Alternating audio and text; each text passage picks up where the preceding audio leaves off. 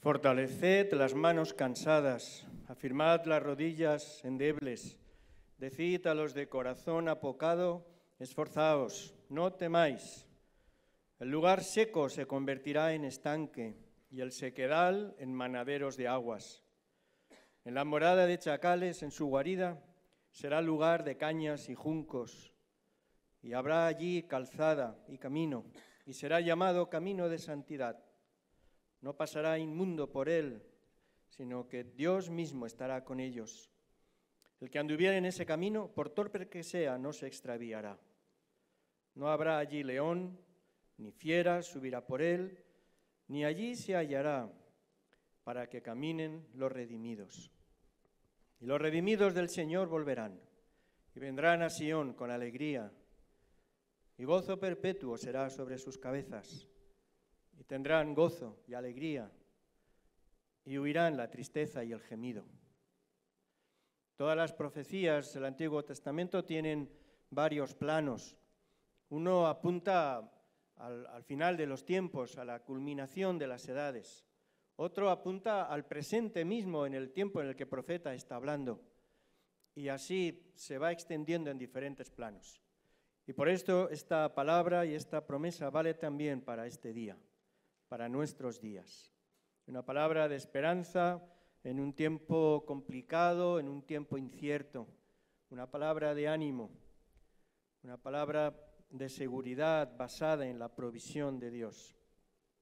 Y aunque no es quizás lo más definitivo ni lo más trascendente, leía este pasaje y recordaba, leyendo el último versículo, ese tiempo en que los redimidos del Señor regresarán y vendrán con alegría y traerán gozo y alegría y ya habrá huido la tristeza o el gemido.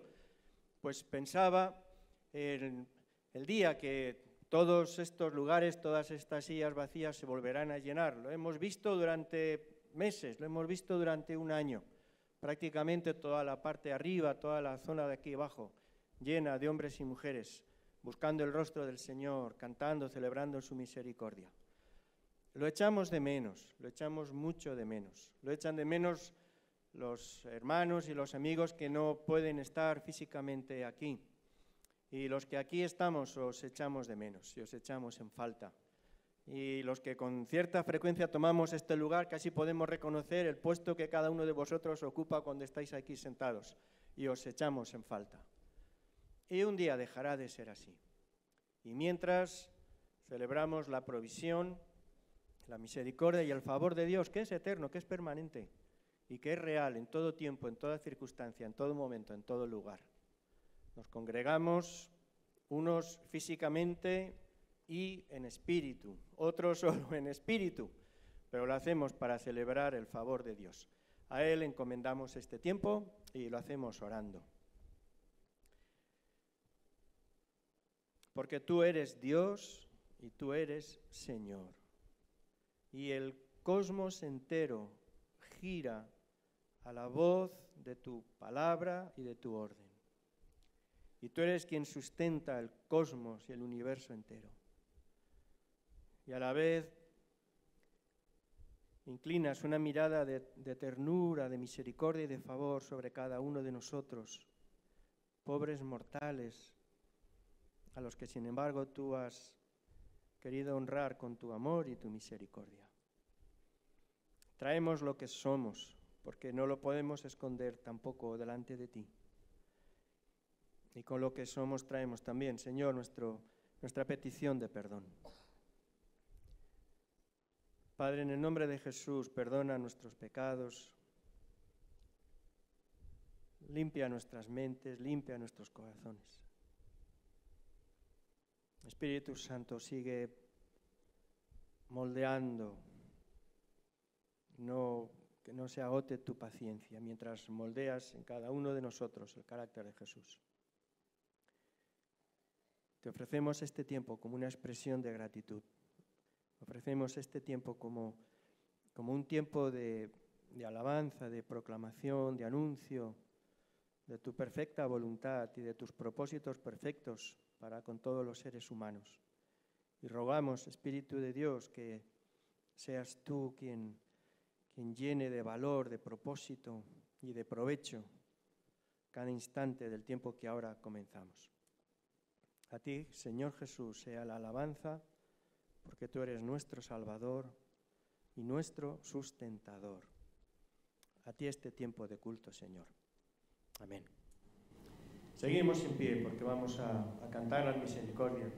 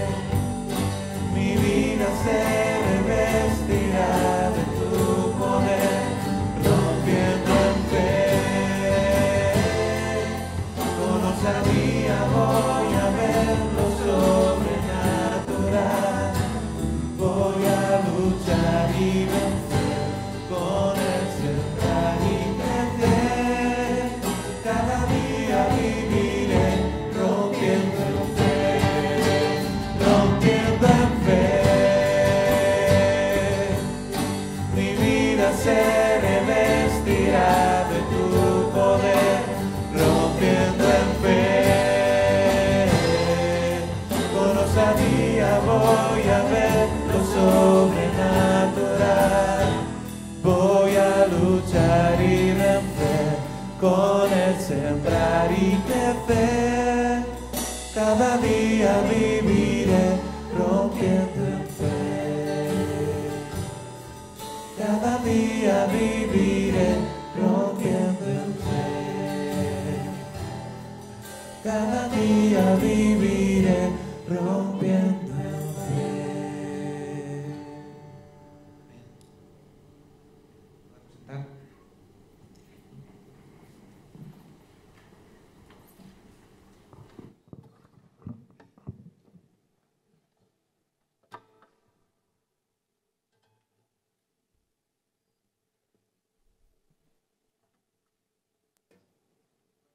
Estamos todos, pero intentamos mantener el mismo sentido de comunidad y de familia, así que hacer mención, por ejemplo, que sepáis, el papá de Nico está hospitalizado. Por alguna extraña razón, bueno, básicamente porque no tienes acento ninguno, yo daba por hecho que tu padre está hospitalizado aquí en Madrid, pero está en Argentina. Y eso hace que pues todo sea más difícil, ¿no? Por la distancia, no estar cerca, todo eso. Todavía pendiente de alta, de confirmar que solo ha sido un susto y que vuelva a casa. Bueno, para eso oramos. Deciros también, no les veo, lo cual tampoco es extraño porque, vamos, aquí no sé más que mascarillas, pero no veo a Raúl, Choy y Karina. Ya están bien, pero han estado con el virus, y especialmente Raúl ha estado bastante fastidiado en casa, pero con mucha fiebre, muchas molestias.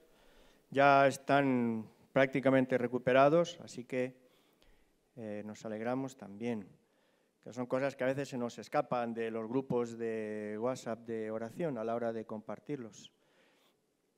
Vamos a tener un momentito para orar. Voy a pedirle a Tatiana que lo haga así con voz potente, porque hoy son las elecciones en Bolivia. Y uno diría, pues anda, no nos pilla lejos. Pero lo cierto es que, primero, el mundo ya sabéis que es bien pequeñito. Segundo, hay hermanos que se congregan, hermanos de la congregación, que proceden de allí, como Marcelo y Carla y Alejandra. Y yo no sé si hay alguien más. ¿Hay alguien más que ha llegado de Bolivia? Y Mirta, es verdad, que hoy no la vemos por aquí, sí que está. ¿Dónde estás? Ah, bueno, sí. Bueno. Bueno, por varios hermanos. Y otros que estuvieron con nosotros. ¿Os acordáis de Jimmy, con su niña, que estuvo pues tiempo? En fin, entonces, claro que hay vínculos, ¿no? Y Bolivia es uno de los países en Latinoamérica donde la situación social es muy tensa y complicada. Y nosotros pedimos, en medio de un mundo siempre imperfecto, un poquito de paz y un poquito de justicia. Así que, bueno, de hecho, probablemente algunos de los hermanos que hemos mencionado que están aquí no están porque ellos pueden ir a votar al consulado, la embajada, ¿no? No sé muy bien. Y por el tema del virus, además, les han asignado horas específicas, así que quizás por eso andan todavía ahí de votación. Bueno, a nosotros, que pertenecemos al reino de Dios, quién gana, quién pierde, nos preocupa menos que el hecho de que pueda haber un poquito de paz y un poquito de justicia. Y lo vamos a pedir hoy por este país y por los hermanos que conocemos, y sumamos nuestra oración a la de tantos hijos de Dios, desde luego en aquel país, rogando por esta misma razón. Oramos.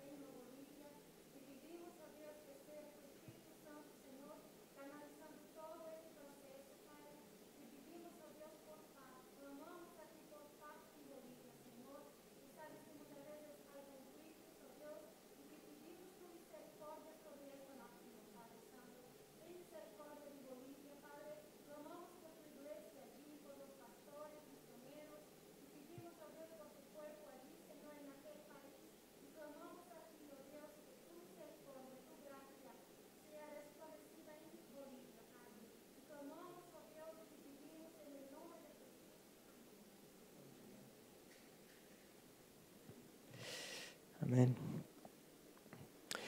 Y un brevísimo anuncio, si puede llamarse así, pero aunque todo es tan complicado en este tiempo, pero hay algunos hermanos, dos hermanas en la congregación de San Fernando y alguno más aquí también, que quieren obedecer al Señor y ser bautizados. Entonces, a ver cómo nos organizamos básicamente por el tema de higiene, por el tema de seguridad. El tema de higiene es cosa particular que damos por hecha. Pero bueno, todos estos protocolos que hay que tener en cuenta. Entonces, si hay algunas personas, algún hermano, alguna hermana que quiere también, pues obedecer al Señor y ser bautizado, pues por favor, habláis conmigo y veremos cómo organizamos el elemento de formación y después darle forma a eso, ¿vale? Entonces, acordaos de esto y me lo comentáis. Estamos ya en el tiempo de, como cada año, de la Operación Niño de la Navidad. De nuevo, nuestra iglesia será un punto de recepción de cajitas de diferentes iglesias y demás. Y hay un vídeo con el que queremos dar el anuncio más completo antes que Andrea nos diga alguna cosa más. Así que vemos el vídeo, después Andrea y después también ya José Pablo nos trae la palabra. Expectantes no a ver qué hace o qué dice, sino qué hace o qué dice el Espíritu de Dios a través de él. Expectantes a ver qué Dios nos va a decir, ¿vale? Comenzamos con el vídeo.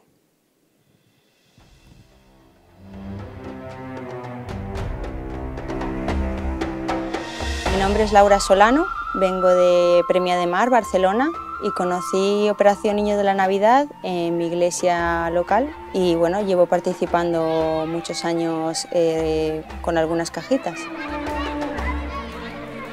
Entré a la página web y vi que había un viaje y dentro de mí dije esto sería perfecto para poder conocer más sobre la cultura y poder ver realmente cómo reciben esas cajitas los niños que tanto tiempo llevamos preparando en casa.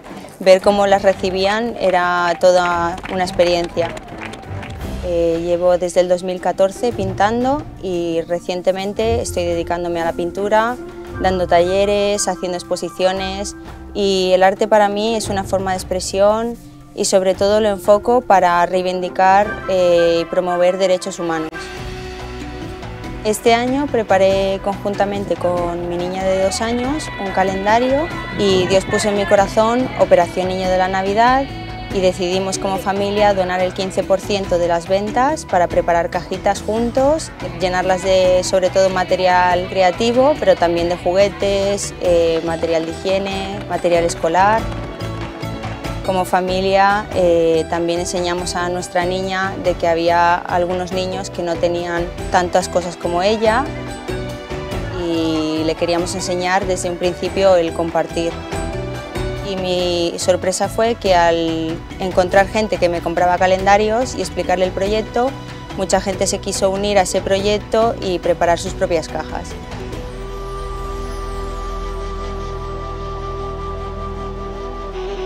El hecho de ver que estas personas, con lo poco que tienen, son tan felices, ¿no? Y nos han puesto lo mejor que tenían en la mesa y ha sido muy impactante también el choque de la cultura y de estas personas que nos han recibido con tanto amor.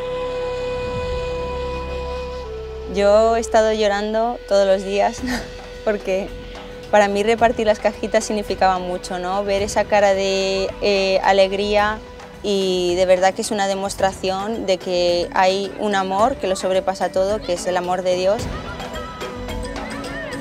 Forma parte de un plan diferente y mucho más grande, ¿no? Que es el propósito de Dios para la vida de estas personas y de nosotros mismos. Quisiera no solo repetir, sino seguir ayudando a estas personas. Aunque la gente piense que la crisis de los refugiados ya pasó, que la guerra ya pasó, realmente estas personas siguen estando aquí y sintiéndose olvidadas, sintiéndose que realmente no están en su tierra y quieren volver a su tierra. Mi anhelo es continuar con un vínculo con la familia Y si pudiera acoger a alguno de estos niños, pues también sería una gran alegría, ¿no? Porque pienso que todo lo que esté en nuestra mano es bueno para poder ayudarles. Para mí es eso, es decir, un no te olvido, están en mis corazones y también quiero trasladar ese sentimiento a los demás.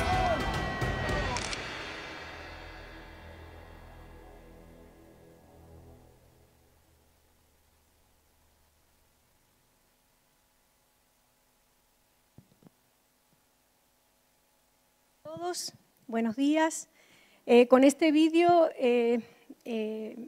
quería dar las gracias a todos como iglesia por participar en estas 48.000 cajitas que han salido de España para estos niños. Y trataba de pensar cómo animaros en este año tan raro y tan especial a participar en este proyecto.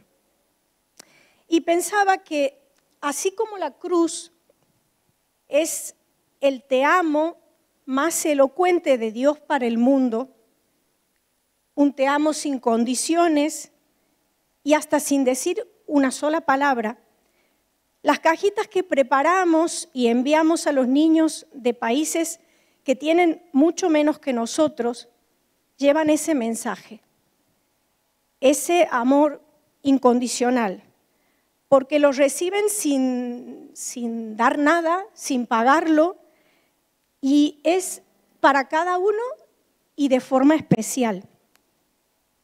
Las cajitas también son materia prima para milagros. El milagro comienza en nuestro corazón cuando damos. Une nuestro corazón con el corazón de un niño, nuestra historia con su historia. Y porque es Dios el que controla el origen de la cajita, el trayecto, el equipo de decisión cuando los lleva, los voluntarios que procesan las cajitas y el destino de esas cajitas también están controlados por Dios, es que estos milagros están garantizados. Y quiero animarte en esta época difícil de pandemia, que nos ha privado de besos, de abrazos, de reuniones y tantas cosas, que no dejes que ese amor que viene de Dios, que nace en tu corazón por estos niños, sea también confinado. ¿Qué vamos a hacer? Empezar a orar por 52.000 cajitas que queremos hacer este año. Puedes hacer tu cajita con todas las medidas de seguridad e higiene en tu casa, con tu caja de zapatos tradicional, los artículos de higiene, escolares, juguetes y todo el amor del mundo que quieras poner. Puedes comprar las cajitas prefabricadas aquí fuera, vamos a tener una mesita todos los domingos para quien quiera llevarlas hechas. Retirar tu folleto antes de irte porque no puedo darlo de mano en mano como todos los años. No olvides elegir tu niño, tu niña, la edad y un donativo que este año va a ser de 7 euros. Y como novedad, ya que hemos tenido que aprender a comprar por internet, a ir al súper por internet, a vestir nuestros hijos por internet, puedes también encargar tu cajita online, sin moverte de tu casa, sin riesgo alguno. Eliges lo mismo, la cajita, la edad de tus niños y alguien va a preparar esa caja por ti sin que tengas que salir de casa. La fecha de entrega para nuestras cajitas va a ser la última semana de noviembre. Vamos a hacer punto de entrega en nuestra iglesia y la vamos a recoger como todos los años. Vamos a hacer de testimonio también al barrio con un mercadillo y con la posibilidad de involucrar a vecinos en esto dentro de todo lo que las medidas sanitarias nos lo permitan. Y os animo a seguir compartiendo del amor de Dios preparando estas cajitas otro año más. Que Dios os bendiga, iglesia.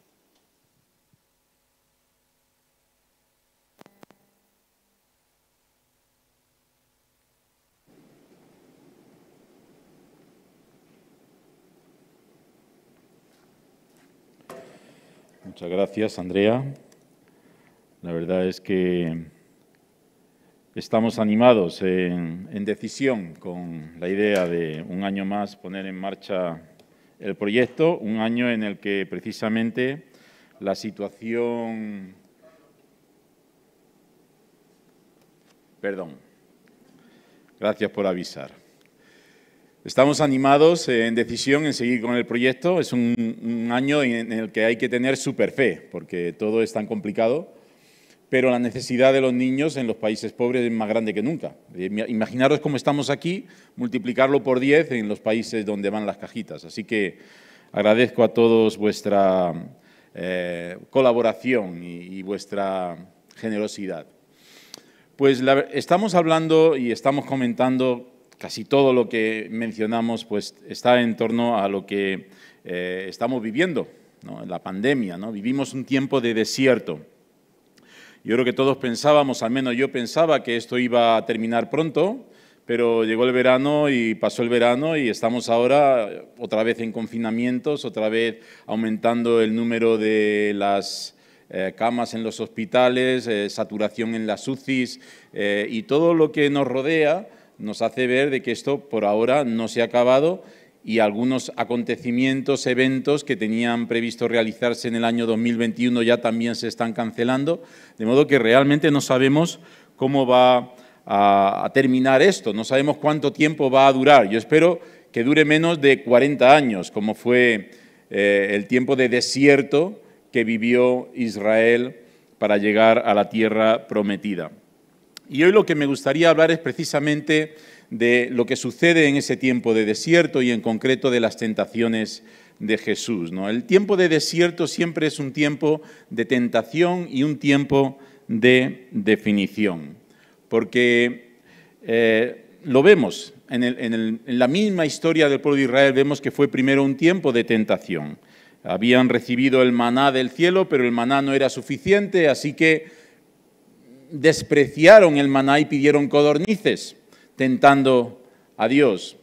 También, cuando Moisés estaba en lo alto del monte Sinaí y estaba recibiendo la ley y los 10 mandamientos, el pueblo de Israel pues, se dedicó a la idolatría, construyó un becerro de oro y rechazaron lo que es la enseñanza que el propio Moisés les había dado. Se olvidaron del Dios que les sacó de Egipto. Cuando llegan frente a Canaán, justo antes de entrar en la tierra prometida, todavía en el desierto, vienen los 12 espías, entre ellos Josué y Caleb, y el pueblo su reacción es intentar dar un golpe de estado, renunciar y rechazar al liderazgo que Dios le había dado.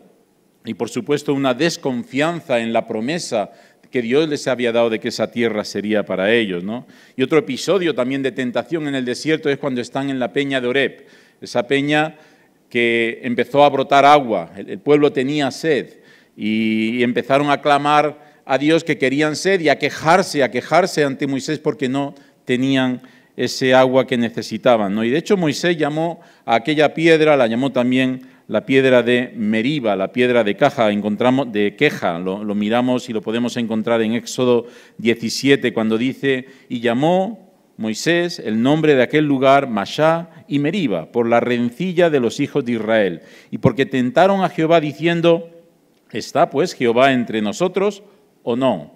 Esa desconfianza es algo que realmente viene cuando estamos pasando por el desierto. Pero también el desierto es un tiempo de definición. Es en el desierto que el pueblo de Israel define su moral y recibe esos 10 mandamientos que han marcado lo que es la ética, no solo del pueblo de Israel, sino de lo que es la cristiandad. También en el desierto define su teología. El pueblo de Israel ya era monoteísta antes, pero llega a ser un monoteísmo radical a lo largo de su experiencia en el desierto y un concepto de un Dios único y un Dios personal, un Dios amigo de Abraham, un Dios con el cual Moisés dialoga, algo totalmente nuevo y revolucionario. Define también el pueblo de Israel su cultura, es allí en el desierto que define cuáles van a ser sus fiestas, sus celebraciones, sus rituales, sus leyes para lo que es la convivencia social. Todo eso se va definiendo en el desierto. Y como vamos a ver hoy, Jesús en el desierto también fue para él un tiempo de tentación y un tiempo de definición. Y lo que me gustaría es que vayáis a la Biblia, los que tenéis la Biblia, en Lucas 4, 1, 13, y tanto si estáis aquí como si nos estáis ahora mismo viendo por YouTube, te animo a que abras la palabra de Dios y vamos a leer este pasaje. La tentación de Jesús en el desierto, que está colocada ahí al principio del ministerio de Jesús. Lo que vemos justo el capítulo anterior es que Jesús pues se ha bautizado, y cuando estaba bautizándose, una voz del cielo se oyó que decía: este es mi Hijo amado, en quien tengo complacencia. Este es mi Hijo amado que me hace feliz, más o menos es la expresión que utiliza ahí Dios al expresar esa voz que sale del cielo en el momento en que Jesús es bautizado. Y justo después que termina este episodio de las tentaciones, vemos a Jesús que comienza su ministerio público. Comienza, dice el texto, que vuelve a Galilea y allí comenzó a enseñar. De modo que Lucas coloca el bautismo y el desierto como el punto de partida del ministerio de Jesús. Y es un momento clave, un momento importante, y tenemos que hacernos la pregunta: ¿qué pasó en ese momento tan importante? Bueno, pues vamos a verlo. Lucas 4, versículo 1. Jesús, lleno del Espíritu Santo, volvió del Jordán y fue llevado por el Espíritu al desierto. Por 40 días era tentado por el diablo, y no comió nada en aquellos días, pasados los cuales tuvo hambre. Entonces el diablo le dijo: si eres el Hijo de Dios, di a estas piedras que se conviertan en pan. Jesús respondiendo dijo: escrito está, no solo de pan vivirá el hombre, sino de toda palabra de Dios. Y le llevó el diablo a un alto monte y le mostró en un momento todos los reinos de la tierra. Y le dijo el diablo: a ti te daré toda esta potestad y la gloria de ellos, porque a mí me ha sido entregada, y a quien quiero la doy. Si tú, postrado, me adorares, todos serán tuyos. Respondiendo Jesús le dijo: vete, Satanás, porque escrito está, al Señor tu Dios adorarás, y a Él solo servirás. Y le llevó a Jerusalén, y le puso sobre el pináculo del templo, y le dijo: si eres Hijo de Dios, échate de aquí abajo, porque escrito está, a sus ángeles mandará acerca de ti que te guarden, y en las manos te sostendrán, para que no tropieces con tu pie en piedra. Respondiendo Jesús le dijo: escrito está, dicho está, no tentarás al Señor tu Dios. Y cuando el diablo hubo acabado toda tentación, se apartó de él por un tiempo. Es un pasaje que seguro hemos leído en muchas ocasiones y que a lo largo de la historia, y según he podido ver en distintos comentarios, hay diversas interpretaciones. De las tres tentaciones que recibe Jesús, una es claramente pecado, el inclinarse delante de Satanás y el adorarle. Pero convertir piedras en pan, el dejarse, cuidar por los ángeles cuando se lanzara desde el pináculo del templo, ¿dónde estaba el pecado? Bueno, la verdad es que dentro de lo que son las distintas interpretaciones que he podido ver, no sé cómo se lee eso, parece que sí, pues más o menos lo que dicen los expertos tiene que ver un poco con esto, ¿no? Algunos creen que la tentación tuvo que ver con lo que también nos dice el pasaje de Hebreos 4:15, que dice que Jesús fue tentado en todo conforme a nuestra naturaleza. Jesús fue tentado como ser humano en el área física, en el área emocional, en la ambición de poder, en el área espiritual, su confianza en Dios. Otros más bien interpretan este texto, este pasaje, pensando más bien que la tentación iba dirigida a lo que era la estrategia misionera de Jesús, ¿no? ¿Qué iba a hacer Jesús? ¿Cómo iba a presentarse al mundo? Se iba a presentar como un gran humanitario, construir su reino desde la acción social, desde convertir piedras en pan y dar de comer al hambriento. O bien desde una perspectiva más política, construir el reino desde la acción política como gobernante, o bien construir su reino desde una perspectiva religiosa, construir el reino de Dios desde la acción religiosa. Y también otros hablan de un paralelismo entre las tentaciones y el pasaje de 1 de Juan 2:6, que dice: no améis el mundo, ni las cosas que están en el mundo. Si alguno ama el mundo, el amor del Padre no está en él. Porque todo lo que hay en el mundo, los deseos de la carne, los deseos de los ojos, la vanagloria de la vida, fijaros estas tres áreas, los deseos de la carne, los deseos de los ojos, la vanagloria de la vida, no provienen del Padre, sino del mundo. La verdad es que a mí me parece que todas estas interpretaciones llevan algo de verdad. Todas reflejan un aspecto de lo que estaba siendo la tentación que estaba sufriendo Jesús. Y me recuerda aquella ilustración de unos ciegos, 3 ciegos que están palpando a un elefante y a uno le ponen en la trompa, a otro le ponen en la pierna y a otro le ponen en la barriga. Y les preguntan, ¿qué es aquello? Y bueno, pues cada uno da su opinión de lo que acaba de palpar y en cierta manera todos llevan la verdad, porque todos los que están palpando, de alguna forma están palpando el mismo animal, pero es difícil hacerse una visión de conjunto en cuanto a lo que estaban realmente haciendo. Yo me siento pues como un ciego más. Cuando nos acercamos a la palabra de Dios, de alguna manera, pues cada uno podemos aportar nuestra perspectiva de lo que el Señor nos habla y a veces es justo en poner en conjunto todo, que entendemos mejor todo el significado de lo que la palabra de Dios nos enseña. De modo que yo me he querido acercar a este pasaje con la pregunta, ¿dónde estaba el pecado? ¿Dónde estaba el pecado en cada una de estas tentaciones? Pero primero me gustaría deciros que tenemos mucha suerte, los cristianos tenemos mucha suerte, porque para nosotros la Biblia deja claro que Satanás es real. Desde el capítulo 3 de la Biblia, primera página, segunda página de la Biblia, ahí ya vemos a Satanás presentándose en forma de serpiente. Y la palabra de Dios nos deja claro cuál es el origen de la maldad y del mal que hay en el mundo, el pecado y Satanás. Por lo tanto, a la hora de interpretar lo que está pasando en nuestro entorno, en nuestra vida, tenemos estas herramientas que nos ayudan a hacer un diagnóstico correcto de la realidad. Aquí hay que decir, cuidado, no le echemos la culpa a Satanás de aquellas decisiones que nosotros tomamos, que son producto de nuestra propia maldad y de nuestro propio pecado. Pero sí que la palabra de Dios nos habla claramente y nos presenta claramente a la figura de Satanás. Para los agnósticos, los ateos, la interpretación que hacen acerca del mal, del pecado, de la maldad en el mundo, realmente le faltan elementos a la hora de hacer un buen diagnóstico y por lo tanto tampoco tienen las herramientas adecuadas para hacer frente a esa realidad que nos afecta a todos. Pero los cristianos sí que podemos hacer un diagnóstico correcto y tenemos las herramientas correctas, las herramientas adecuadas para luchar frente a la tentación.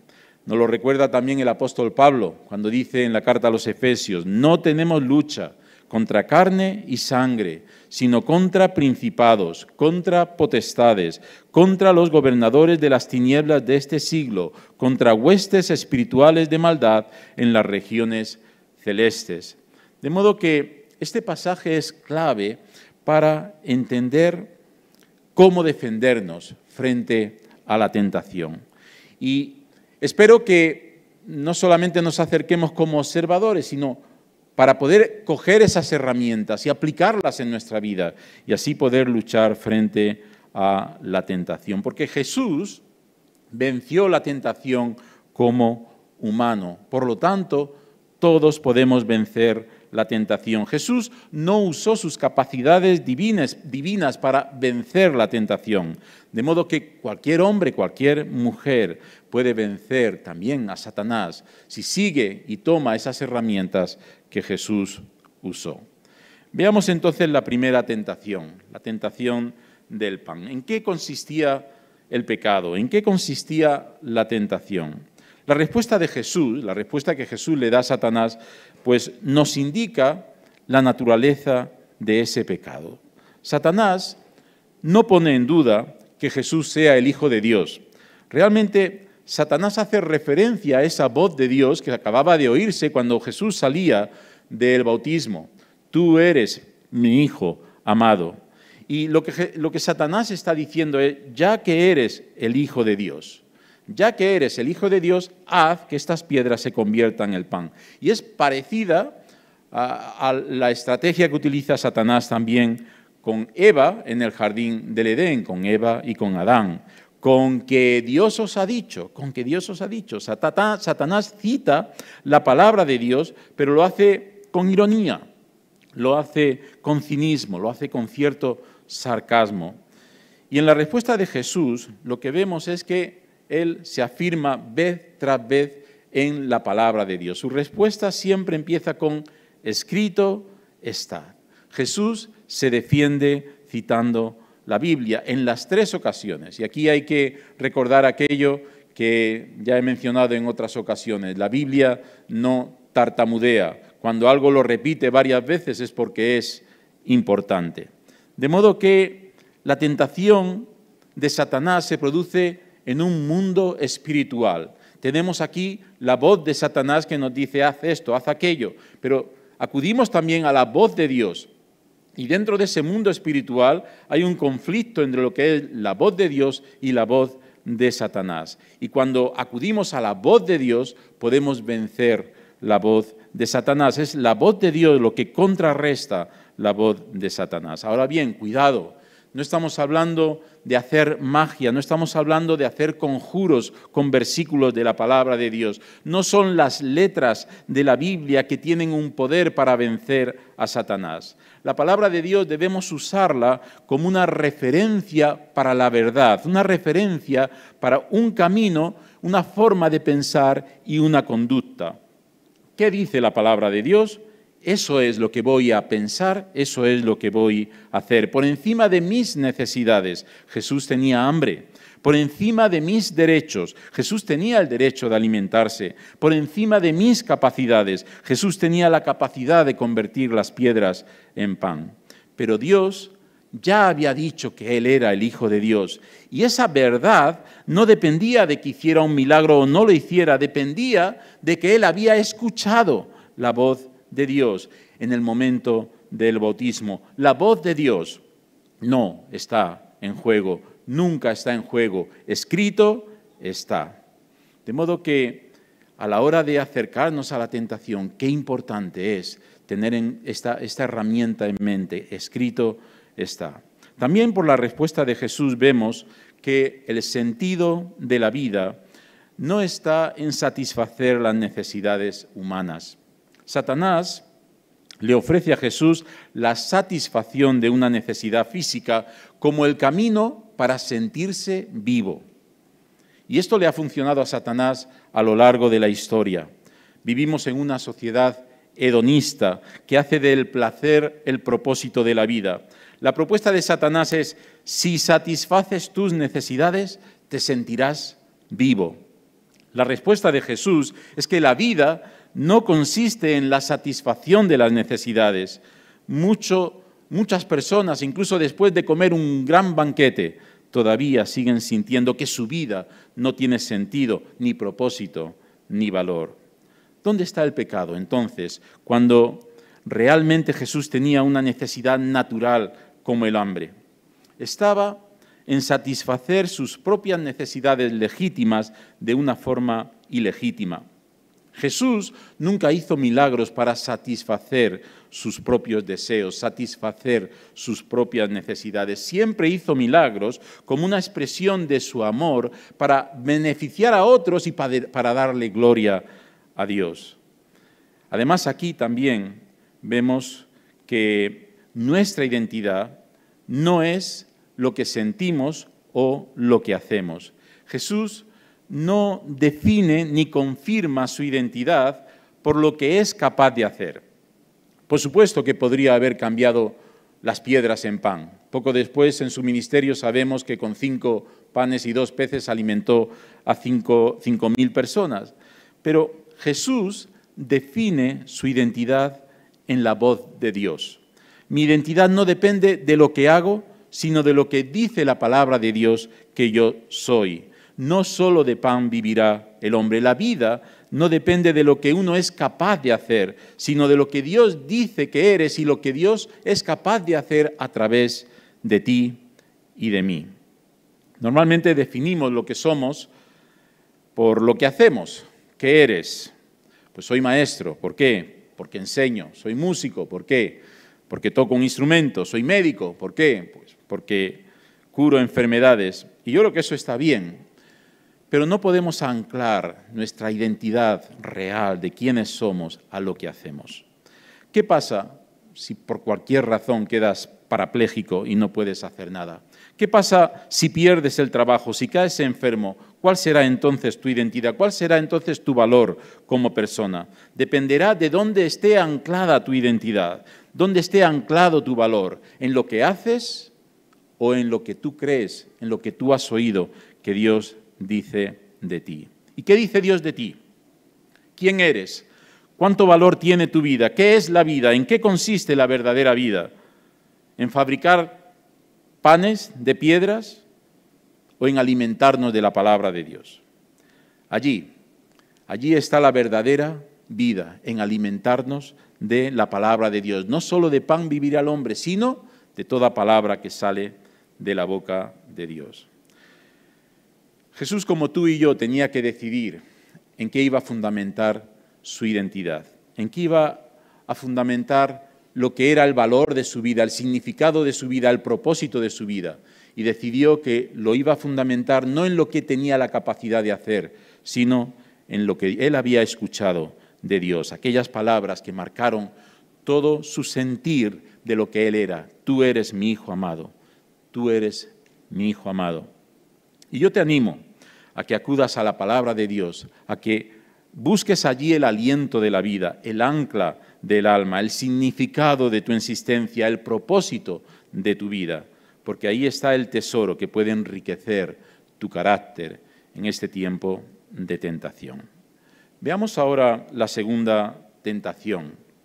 ¿Dónde estaba el pecado cuando Satanás ofrece el mundo a Jesús? Evidentemente, aquí está muy claro. Lo que Jesús le dice es que si te postras y me adoras, inmediatamente yo te daré todos los reinos del mundo. Pero realmente, ¿qué le estaba ofreciendo Satanás? Satanás le ofrecía a Jesús un atajo para evitar el sufrimiento, el rechazo, el trabajo duro de caminar 3 años en los pueblos y las aldeas de Israel. Satanás le ofrece que en un instante conseguir ser reconocido como rey soberano de todos los pueblos y las naciones de la tierra. Ahora bien, hay que tener cuidado porque a veces los atajos y las promesas de Satanás son falsas promesas. La autoridad que tiene Satanás es una autoridad delegada, temporal, limitada, mantenida con mentira, engaño, maldad, depravación y corrupción. Parece un chiste aquello, es decir, esta tentación parece un chiste. Satanás, además un chiste de mal gusto, Satanás proponiéndole al Rey de Reyes, Señor de Señores, que Él le va a dar los reinos de la tierra.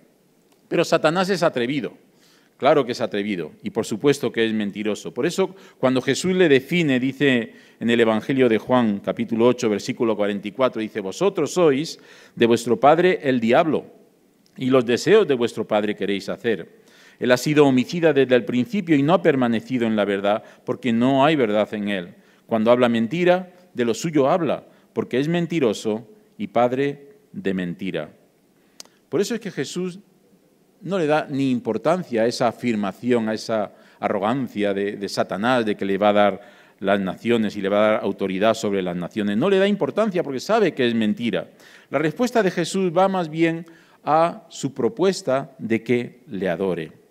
El adorar a Satanás no es solamente un acto que sucede en un momento y que en ese instante desaparece y no deja secuelas. Y cuando hablo de secuelas, a todo el mundo le viene el coronavirus ahora mismo en la cabeza. Bueno, estamos hablando de otras secuelas. Cualquier acto de sumisión que hagamos frente a Satanás, cuando nos prostramos ante él una vez, entramos en un proceso de esclavitud que termina con nuestra destrucción. A mí me gustan mucho los documentales de la 2, y en uno de estos documentales me acuerdo que contaban cómo funciona la araña. La araña suele capturar a su presa y lo primero que hace es enredarla para paralizarla. y luego le pone solo un poquito de veneno. Realmente no la mata, podría matarla en un instante poniéndole todo el veneno. No, solo le pone un poquito de veneno para que así le aguante más tiempo y poder durante más tiempo disfrutar de su presa. Aunque precisamente al final de un tiempo esa presa termina completamente muerta, todos sus órganos por causa del veneno son destruidos y al final la araña se come a su presa completamente.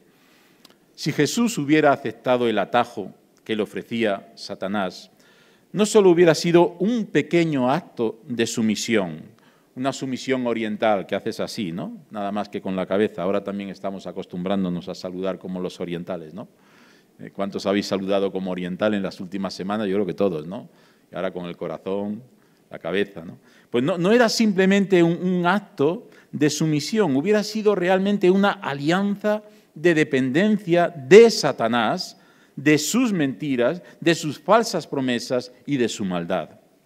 Jesús eligió el camino estrecho, el camino del sufrimiento, el camino de la cruz, porque su reino no era de este mundo. El reino de Jesús era un reino que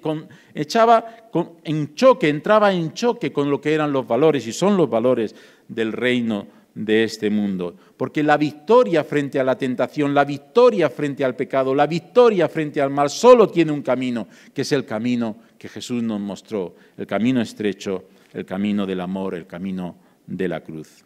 Hermanos, no hay atajos en la vida. La verdadera vida, la pura vida que dicen los costarricenses, la verdadera vida, la vida abundante, esa vida no se consigue con atajos, solamente se consigue en el camino del amor y el camino de la cruz. Y vamos a la siguiente tentación. ¿Dónde estaba el pecado cuando Satanás le propone a Jesús subir al pináculo del templo? Ahí tenéis una miniatura del templo de Jerusalén, el templo de Herodes en tiempos de Jesús, una miniatura que podéis ver y que algunos seguro habéis visto cuando habéis ido a Israel. Pues la explanada del templo era inmensa, ahí pueden caber varios campos de fútbol, y el tamaño del templo era tremendo. Pues a uno de estos lugares, a uno de los lugares más altos allí, le lleva Satanás a Jesús, ¿no? Y en una primera lectura parece evidente que la tentación consistía en presentarse Jesús al mundo como una especie de Superman profético, capaz de hacer maravillas y prodigios, conseguir el reconocimiento del mundo como Mesías por sus poderes. De hecho, si leemos bien el Apocalipsis nos damos cuenta que esa es la figura que pretende emular cuando llegue el momento del anticristo, ¿no? Pero si leemos un poco más el texto, nos vamos a que realmente la tentación es que Satanás primero está usando la Biblia. Satanás utiliza un pasaje de la Biblia, utiliza el Salmo 91:11, porque Satanás conoce la Biblia y Satanás utiliza la Biblia y a veces viene a nosotros con planteamientos y con falsas promesas utilizando la palabra de Dios. Y dice el Salmo 91:11, pues a sus ángeles mandará acerca de ti, que te guarden en todos tus caminos, en las manos te llevarán para que tu pie no tropiece en piedra. La tentación consistía en poner en duda las promesas de Dios. ¿Sería Dios capaz de cumplir su promesa? Satanás le está pidiendo a Jesús que pruebe la veracidad de las promesas de Dios, que demuestre que realmente su Padre Dios, ese que acaba de hablar y ha dicho, tú eres mi Hijo amado, su Padre Dios realmente se ocupa de él, realmente está con él, que sus promesas son confiables. Y es una tentación que va a la esencia de la fe, a la esencia de nuestra relación con Dios, la esencia de la relación de Jesús con su Padre, porque sabemos que todo lo que hizo Jesús lo hizo en plena armonía con el Padre, y esa armonía solamente era posible cuando había una confianza plena también. Por eso es que Jesús le responde, no dice no tentarás al Hijo de Dios, dice no tentarás al Señor tu Dios, al Señor tu Dios. Se está poniendo en duda la fiabilidad de las promesas de Dios. ¿Es Dios capaz de cumplir sus promesas? ¿Me puedo fiar de Dios?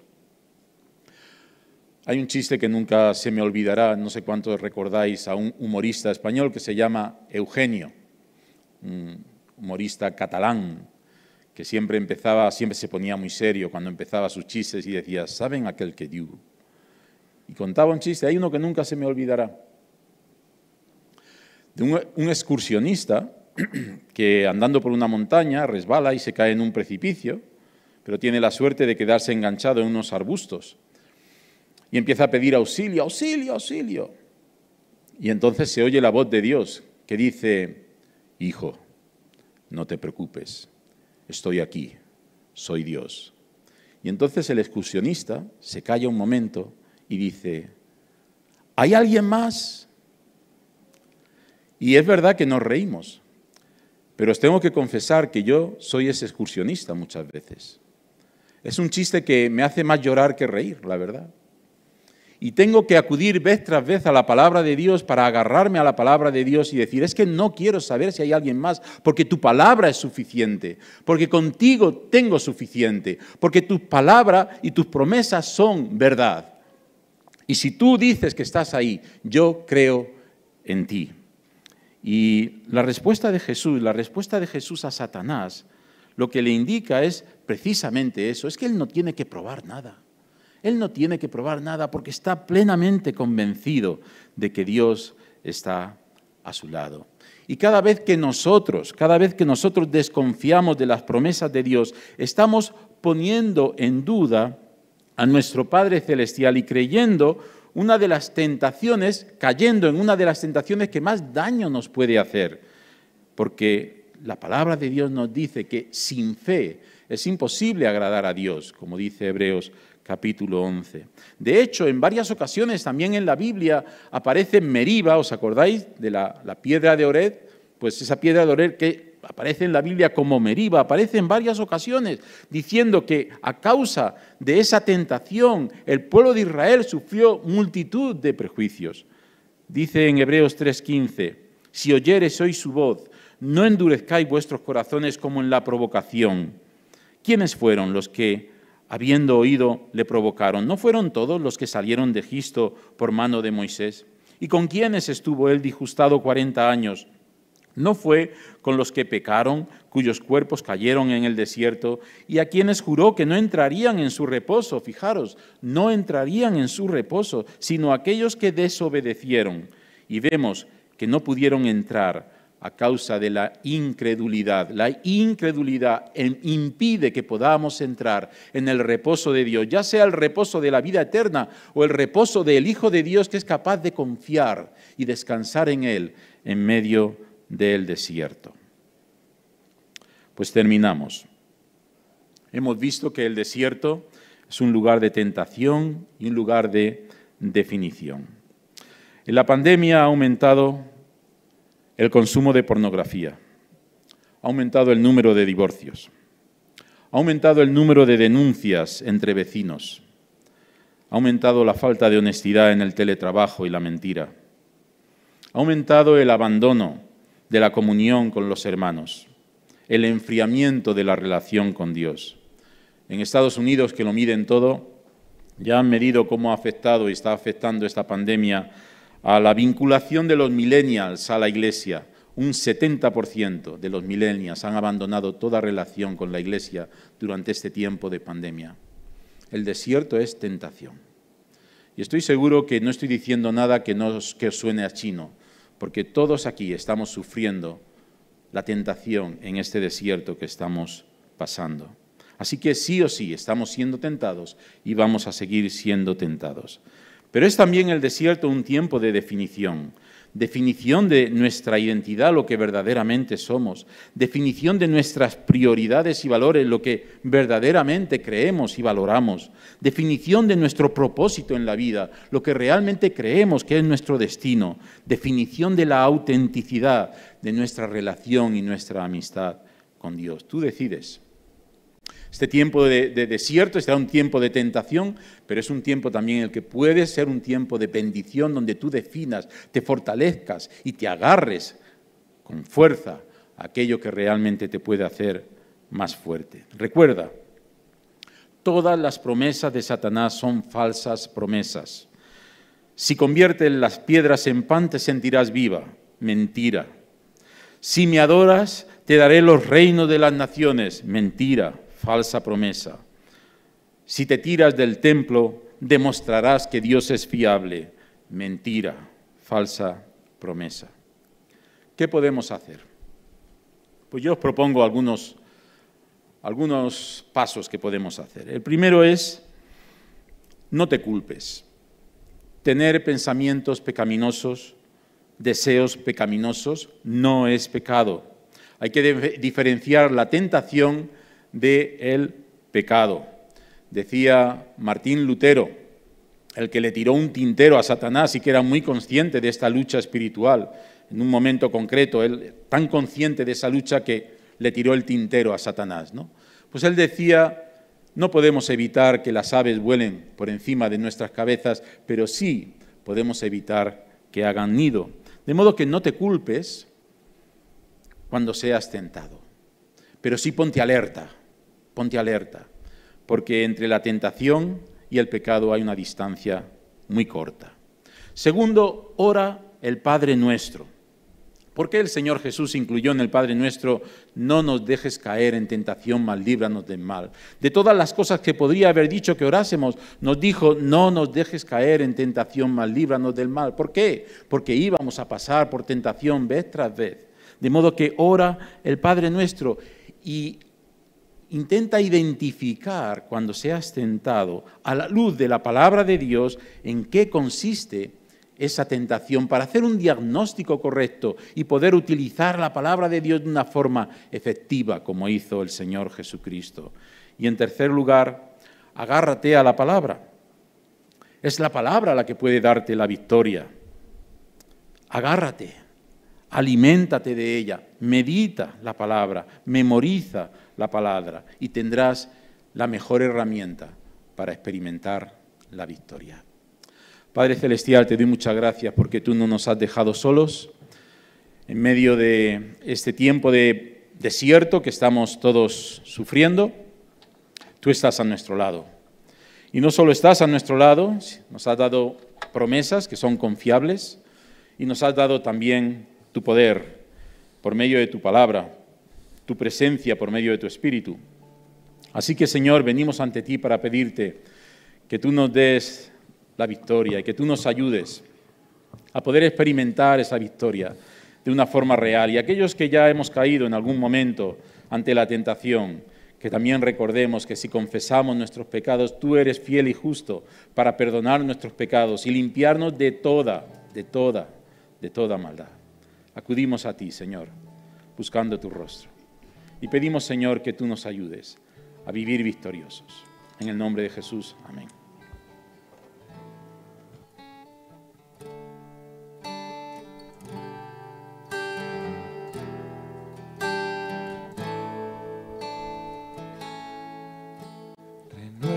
Renuévame, Señor Jesús. Ya no quiero ser igual. Renuévame, Señor Jesús. Pon en mí tu corazón, Porque todo